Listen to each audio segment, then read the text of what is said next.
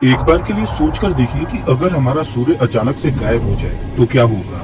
धरती पर क्या होगा अगर सूर्य सिर्फ 1 घंटे के लिए या 24 घंटे के लिए या फिर पूरे 1 महीने के लिए गायब हो जाए। और क्या होगा अगर सूर्य पूरे 1 साल तक गायब ही बना रहे। मैं सच बता रहा हूँ कि सूर्य के गायब होने के बाद धरती पर जो घटेगा आप उसकी कल्पना भी नहीं कर सकते। जैसा कि हम सब जानते हैं कि सूर्य के प्रकाश को धरती तक पहुंचने में लगभग 8 मिनट 20 सेकंड का समय लगता है। अगर सूर्य अचानक से गायब होता है तो अगले 8 मिनट 20 सेकंड तक तो पृथ्वी पर पता ही नहीं चलेगा कि सूर्य गायब हो चुका है, क्योंकि सूर्य ने जो आखिरी प्रकाश छोड़ा होगा उसको धरती तक पहुंचने में अभी 8 मिनट 20 सेकंड का समय लगने वाला होगा। जब सूर्य का आखिरी प्रकाश आना बंद हो जाएगा तब सूर्य के गायब होने का उधर पता चलेगा जहाँ पृथ्वी पर दिन का वक्त होगा।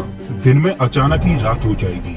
थोड़ी देर पहले जो आसमान नीला दिखाई दे रहा था वो अचानक ही काला हो जाएगा, जिसमें टिमटिमाते तारे नजर आने लगेंगे। लोगों को ये तो लगेगा कि आसमान में कुछ तो हुआ है, लेकिन सूर्य ही अचानक अपनी जगह से गायब हो चुका है, इसके बारे में लोग तुरंत जान ही नहीं पाएंगे। धरती पर जिस हिस्से में रात होगी वहाँ तो लोगों को बिल्कुल भी अंदाजा नहीं लगने वाला कि सूर्य गायब हो चुका है, क्योंकि वहाँ तो पहले से ही अंधेरा था। लेकिन धरती के रात वाले हिस्से में भी अंधेरा पहले से ज्यादा बढ़ जाएगा, क्योंकि जैसा कि हम जानते हैं कि चंद्रमा की खुद की कोई रोशनी नहीं होती।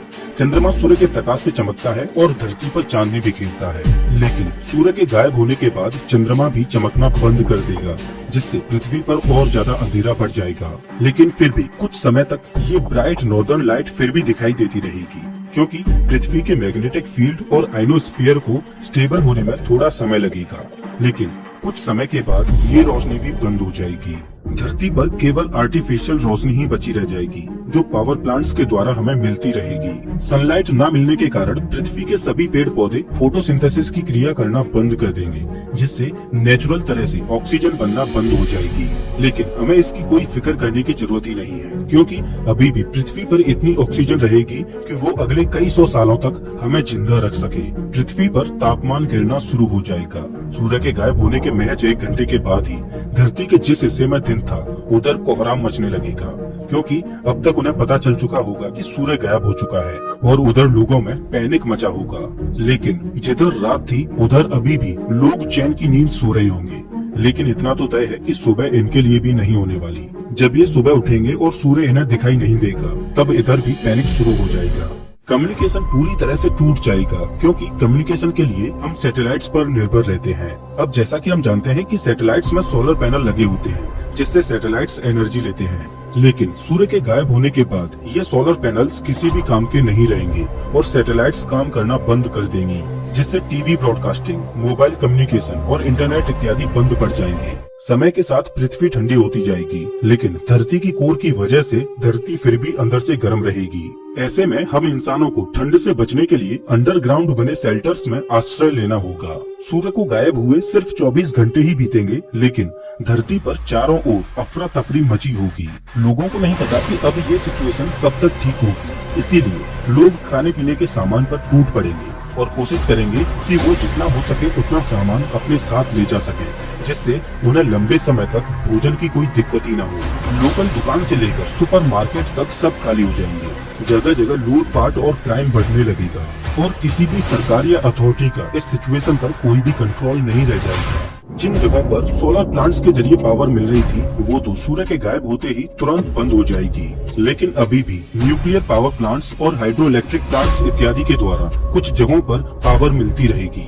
सूर्य के गायब होने के 24 घंटों तक तो पृथ्वी पर मौजूद जीवन पर ज्यादा कुछ प्रभाव नहीं पड़ेगा, लेकिन पहले 24 घंटों में सिर्फ हम इंसान ही ज्यादा प्रभावित होंगे, क्योंकि हम इंसान टेक्नोलॉजी पर ज्यादा निर्भर रहते हैं और बिना इलेक्ट्रिसिटी के हमारी टेक्नोलॉजी किसी काम की नहीं रहेगी। इन 24 घंटों में हम इंसान मानसिक तौर पर बहुत ज्यादा प्रभावित हो चुके होंगे, लेकिन असली कयामत की घड़ी तो अब शुरू होगी, क्योंकि 24 घंटों के बाद पृथ्वी पर महाप्रलय की एक चेन रिएक्शन शुरू हो जाएगी। 24 घंटों के बाद पृथ्वी का टेम्परेचर लगभग 15 डिग्री सेल्सियस रह जाएगा और जैसे जैसे समय आगे गुजरता जाएगा वैसे वैसे टेम्परेचर और ज्यादा कम होता जाएगा। छोटे छोटे इंसेक्ट्स और माइक्रो ऑर्गेनिज्म मरने लगेंगे, लेकिन समुद्री जीवन पर अभी तक इसका ज्यादा प्रभाव नहीं पड़ेगा, क्योंकि ओशियन करंट्स की वजह से समुद्र के पानी को पृथ्वी के तल से हीट मिलती रहेगी। लेकिन सिर्फ 1 हफ्ते के बाद ही धरती पर कहानी पूरी तरह से बदल जाएगी।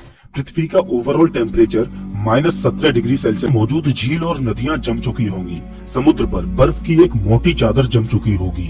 लेकिन अभी भी समुद्रों में बर्फ की मोटी चादर के नीचे पानी लिक्विड फॉर्म में होगा, क्योंकि उसको पृथ्वी के तल से हीट लगातार मिलती रहेगी, जिससे समुद्री जीवन उसमें आसानी से सरवाइव कर पाएगा। लेकिन ऐसा उन्हीं जगहों पर होगा जहां समुद्र की गहराई बहुत ज्यादा होगी।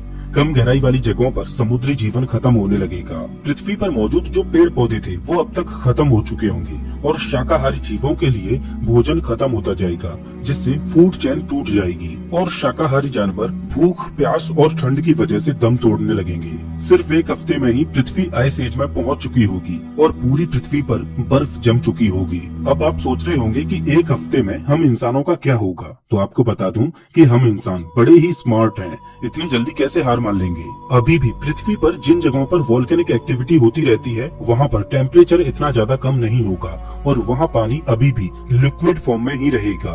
तो इंसान ऐसी जगहों पर जाकर अपने आप को कुछ समय के लिए बचा सकते हैं या अंडरग्राउंड शेल्टर्स में जाकर पनाह ले सकते हैं। लेकिन जाहिर सी बात है कि पृथ्वी पर जनसंख्या इतनी ज्यादा है कि सबका बच पाना बड़ा ही मुश्किल है।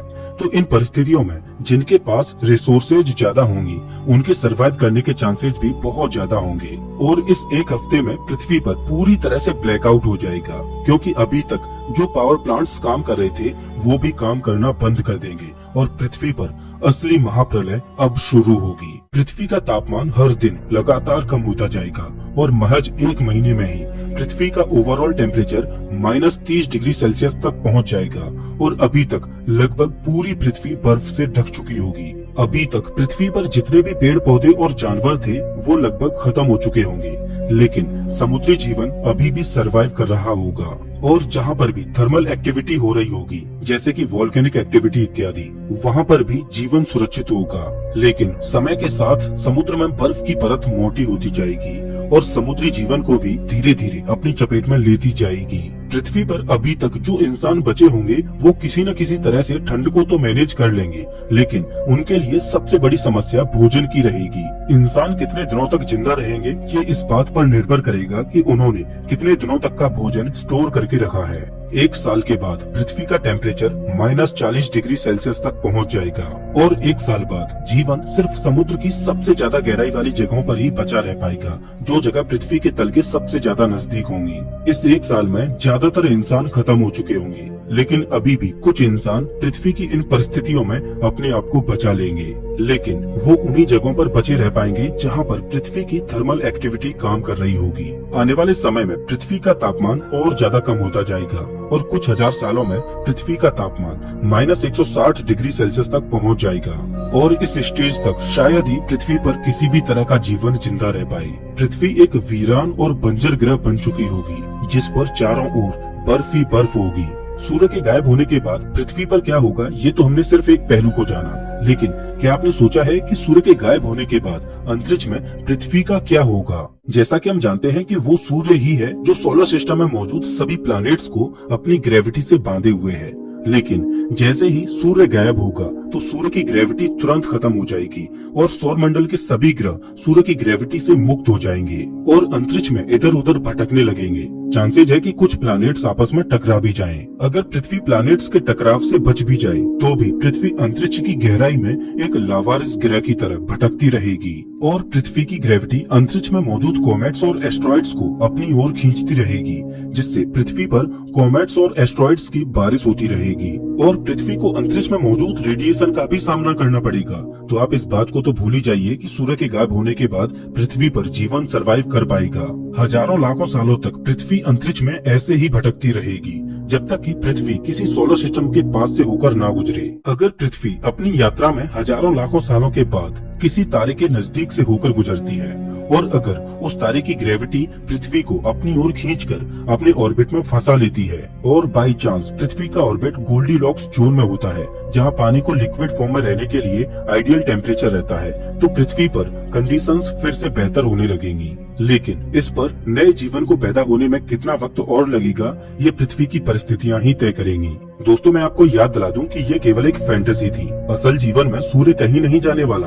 अभी तो हमारे सूर्य और पृथ्वी का भविष्य अरबों सालों तक सुनहरा है। वैज्ञानिकों का मानना है कि अभी से कुछ बिलियन सालों के बाद जब हमारा सूर्य बूढ़ा हो जाएगा तब ये एक रेड जाइंट में तब्दील हो जाएगा और सूर्य का आकार इतना बड़ा हो जाएगा कि ये मरकरी, वीनस और पृथ्वी तक को निकल जाएगा। और एक समय ऐसा आएगा जब हमारे सूर्य में एक सुपरनोवा विस्फोट होगा जिसमें हमारे सूर्य का अंत हो जाएगा और पीछे रह जाएगी सूर्य के सेंटर में कूलिंग स्टेलर कोर और सूर्य एक ठंडा व्हाइट ड्वार्फ बन जाएगा। और एक्सप्लोजन के बाद जो भी चीजें बची रह जाएंगी वो सभी इस व्हाइट ड्वार्फ के चारों ओर ऑर्बिट कर रही होंगी।